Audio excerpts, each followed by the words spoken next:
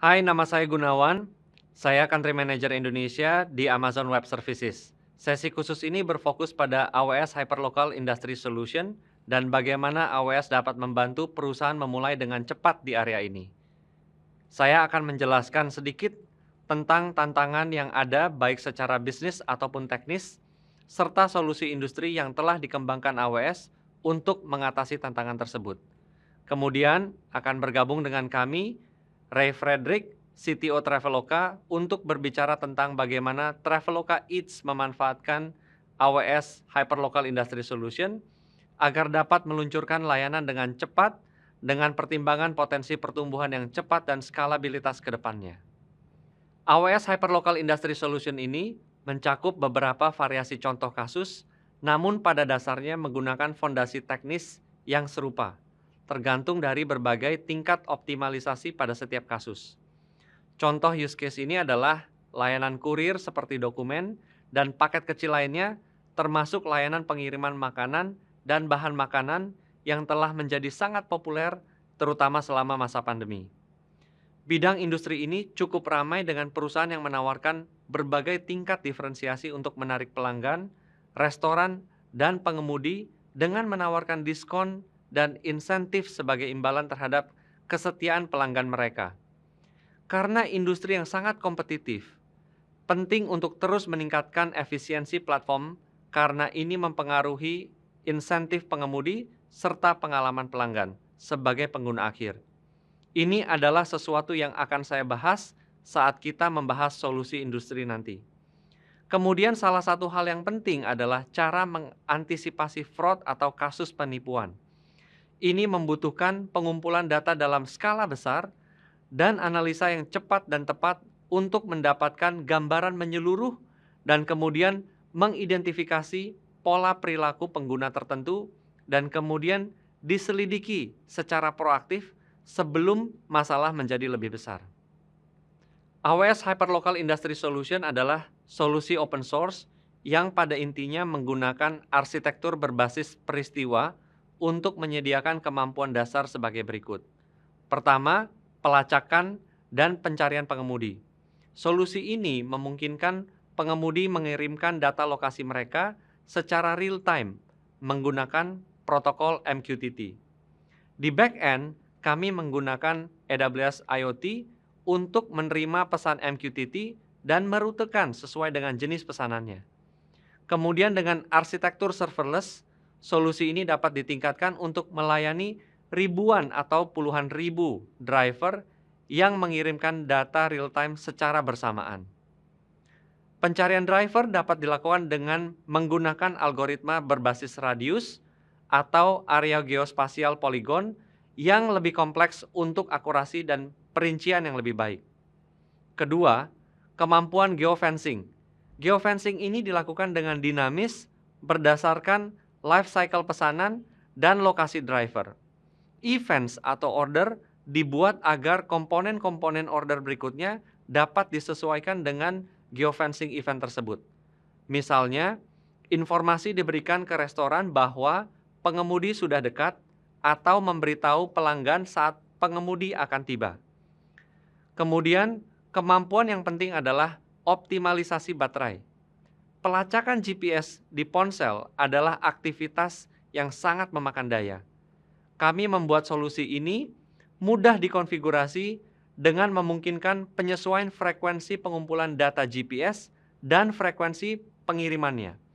Selain itu, konfigurasi ini dapat bervariasi tergantung apakah aplikasi berada di latar depan atau di latar belakang untuk lebih mengoptimalkan jumlah baterai yang dikonsumsi oleh pelacakan.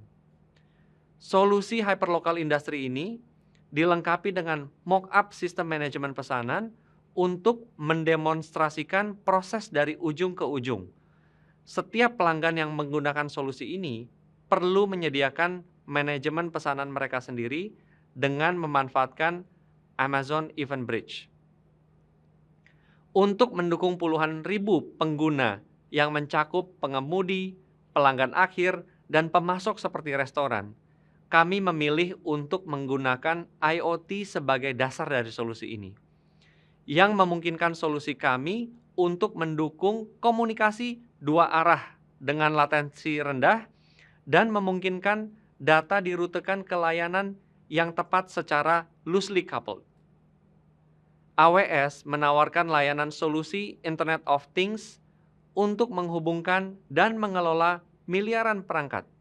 Solusi industri hyperlocal bergantung pada MQTT endpoint pada AWS IoT untuk mengelola dan meningkatkan konektivitas ke puluhan ribu perangkat.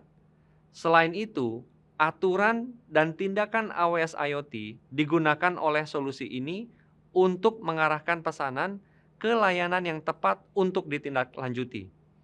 Contohnya adalah memperbarui lokasi driver dan berpotensi memicu peristiwa geofencing seperti pemberitahuan kepada pemasok dan atau ke pelanggan akhir. Semua kemampuan ini memungkinkan solusi kami untuk scaling sambil mempertahankan loosely coupling. Lebih penting lagi, solusi ini mempercepat inovasi dan memungkinkan tim pengembang untuk fokus menciptakan nilai bisnis. Misalnya, pelanggan yang membangun di atas solusi ini dapat fokus pada penerapan algoritma perututan pesanan yang lebih efisien untuk meningkatkan pengalaman keseluruhan pelanggan akhir mereka tanpa harus khawatir tentang detail seperti mengelola dan menskalakan konektivitas.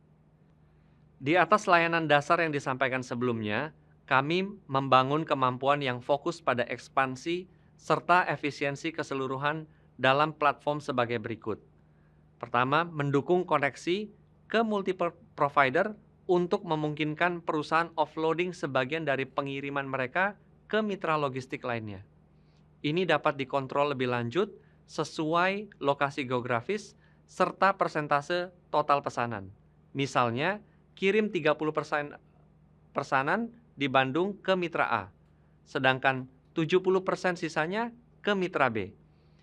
Kota lain mungkin dikonfigurasikan untuk menggunakan semua driver internal bila Anda memiliki kapasitas untuk melakukannya. Ini memungkinkan ekspansi lebih cepat ke lokasi lain bahkan jika critical mass pengemudi belum tercapai. Penugasan pesanan ke pengemudi sangat penting dan perlu dikonfigurasi dengan hati-hati.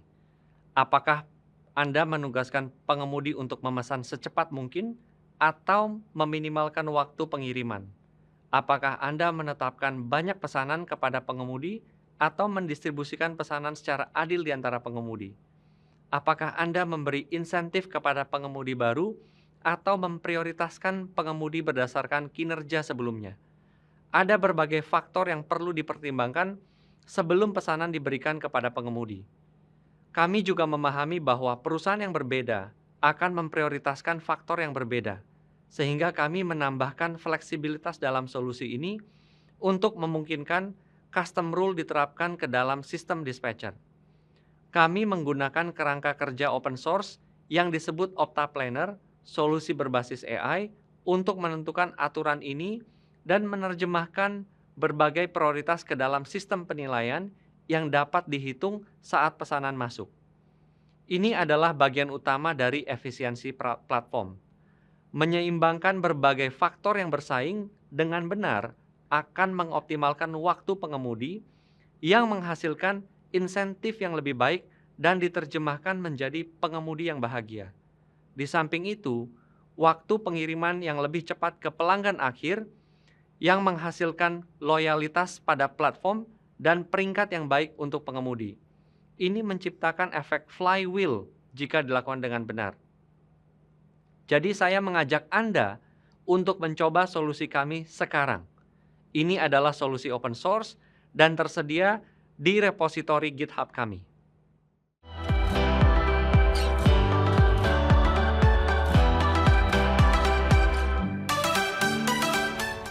Sekarang saya akan mengundang Pak Ray Frederick, CTO Traveloka, untuk bergabung di sesi ini. Pak Ray, apa bisa mulai dengan cerita sedikit mengenai Traveloka? Iya, dengan senang hati Pak Gunawan. Jadi mungkin kalau dari namanya sudah bisa ditebak ya. Awalnya kan Traveloka itu didirikan dengan tujuan untuk memudahkan masyarakat dalam mendapatkan informasi seputar penerbangan, dari jadwal hingga harga tiket. Tapi seiring dengan berjalannya waktu, kami terus berkembang dan berfokus untuk menghadirkan solusi atas tantangan-tantangan yang dihadapi, kita sewaktu bepergian. Mulai dari mempermudah proses pembelian tiket itu sendiri, sampai mencari penginapan yang cocok, dan juga tentunya mencari aktivitas di tempat kita bepergian itu. Dan kini setelah 10 tahun perjalanan kami, dengan semakin luasnya portfolio produk yang kami tawarkan, secara natural Traveloka sudah bertransformasi menjadi Southeast Asia Lifestyle Super App, dengan lebih dari 40 juta pengguna aktif bulanan atau monthly active users yang tersebar di Indonesia, Singapura, Malaysia, Thailand, Vietnam, dan Filipina. Nah, dengan misi untuk help people experience the world around them, ya, dan make memories with their loved ones, gitu. Tujuan kami adalah menjadi teman hidup yang bisa diandalkan, yang reliable dalam kehidupan sehari-hari konsumen kami.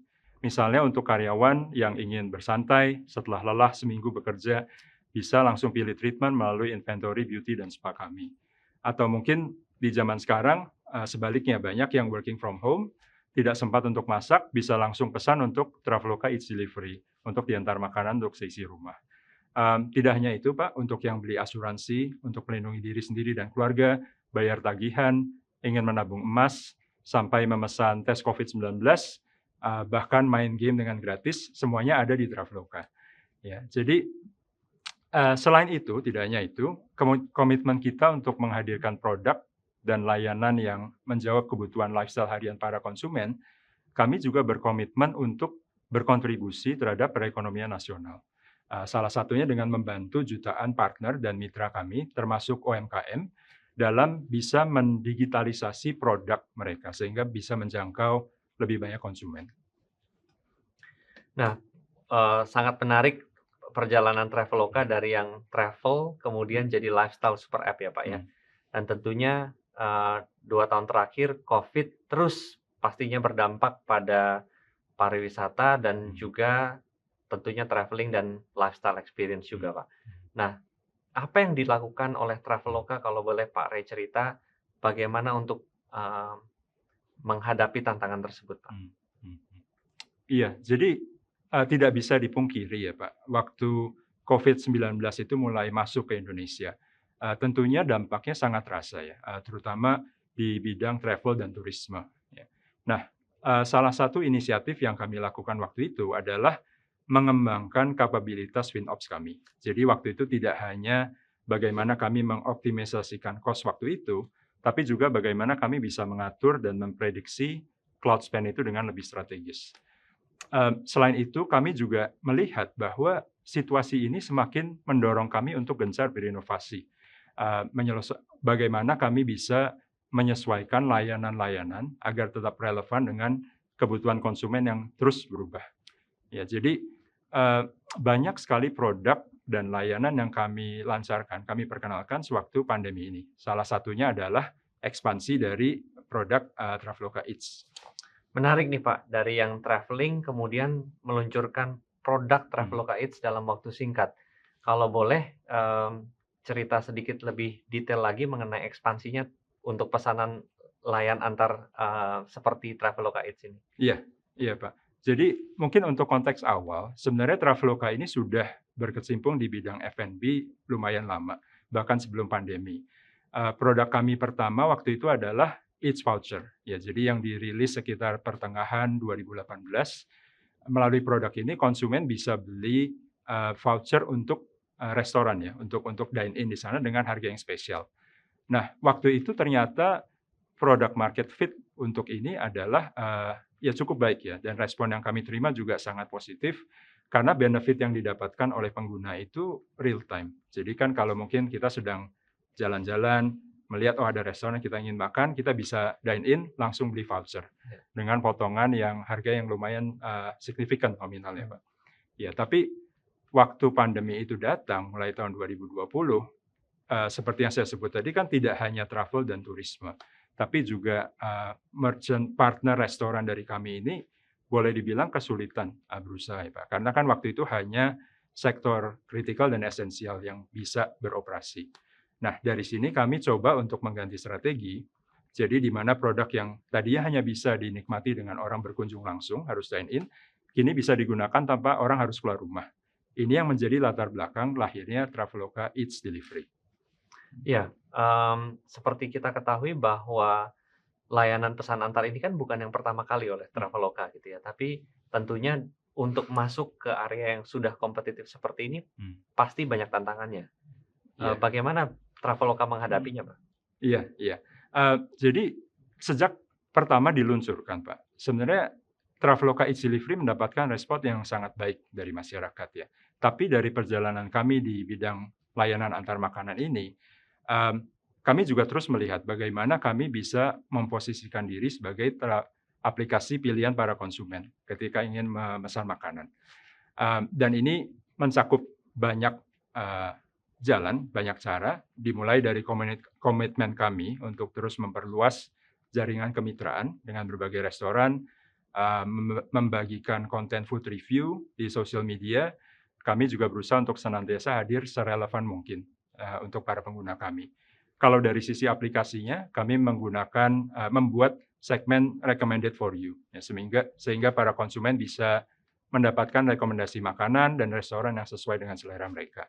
Dan juga kami menyediakan fitur untuk rating dan review yang bisa diisi oleh konsumen untuk konsumen, dan supaya bisa menjadikan referensi bagi konsumen lain dalam memesan makanan. Dari segi operasionalnya nih Pak, ada lagi challenge tersendiri. Karena kan seperti yang Pak Gunawan mungkin juga tahu bahwa Traveloka ini awalnya bukan driver based business. Ya, jadi bagaimana kami bisa mengakomodasikan pesanan antar makanan yang jumlahnya semakin hari terus meningkat secara drastis. Ya. Jadi melalui melihat situasi ini, kami harus dengan cepat melakukan penyesuaian dan menggandeng mitra driver, sehingga kini kami memiliki Traveloka Eats Delivery Fleets. Kalau dari awalnya kami tidak memiliki mitra driver sama sekali, saat ini mitra driver Traveloka bisa ditemukan di Jabodetabek dan Bandung.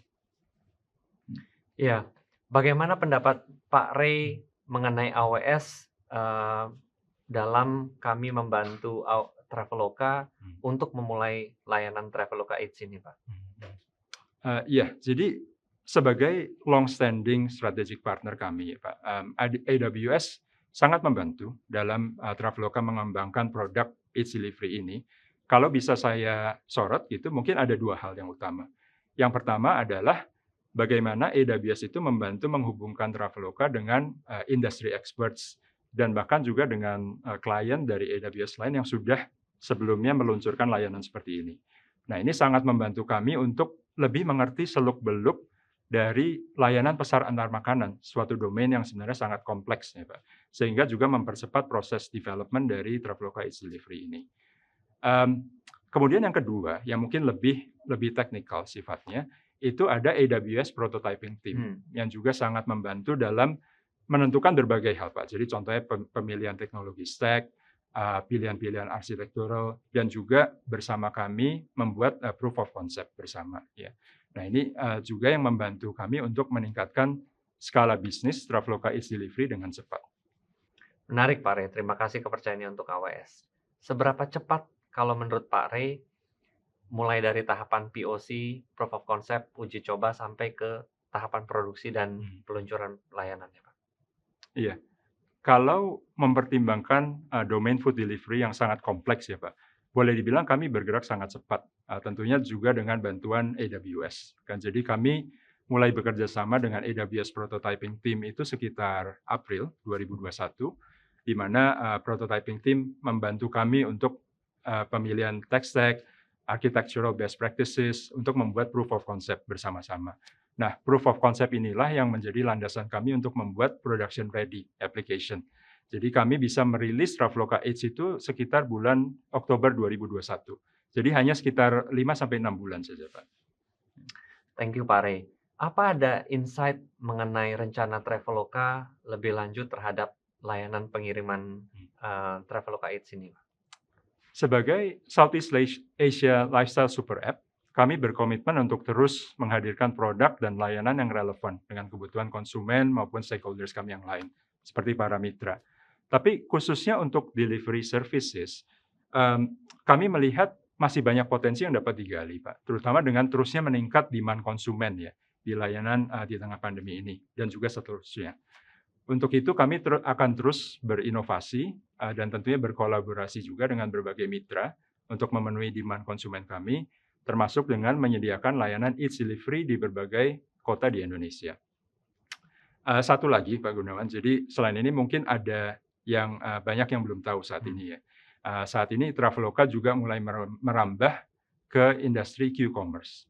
Jadi kami punya produk namanya Mart, di mana kalian bisa belanja kebutuhan rumah seperti bahan makanan, peralatan mandi, obat-obatan, dan lain sebagainya dari supermarket, minimart, atau bahkan toko kelontong di sekitar kita.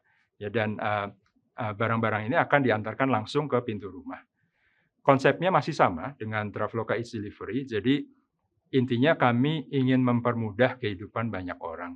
Ya, terutama di era pandemi seperti ini, mungkin ada yang orang merasa tidak nyaman, tidak aman, atau tidak sempat.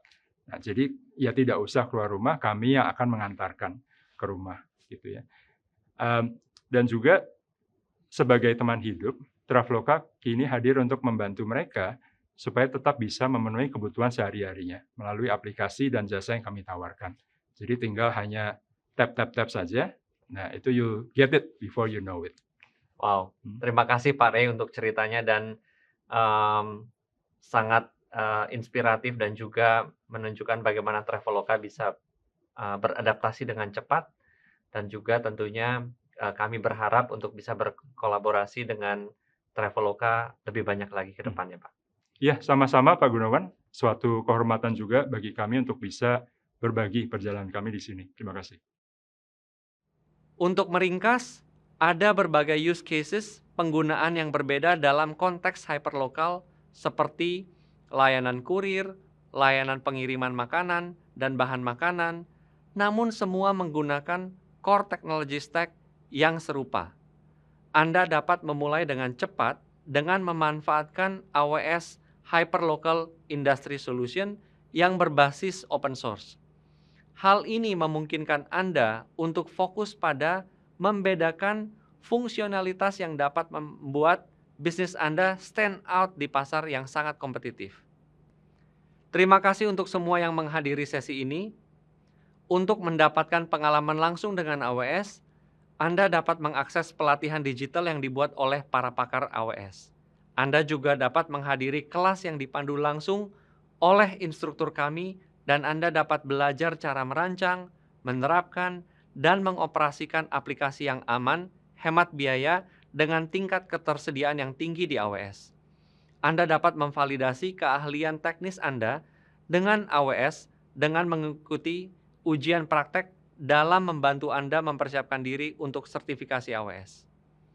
Sekali lagi, terima kasih telah menghadiri sesi ini. Mohon kiranya untuk dapat meluangkan waktu, mengisi survei kami, dan menyampaikan pendapat Anda. Kami sangat menghargai semua masukan agar kami dapat lebih memahami Anda dan meningkatkan topik-topik berikutnya.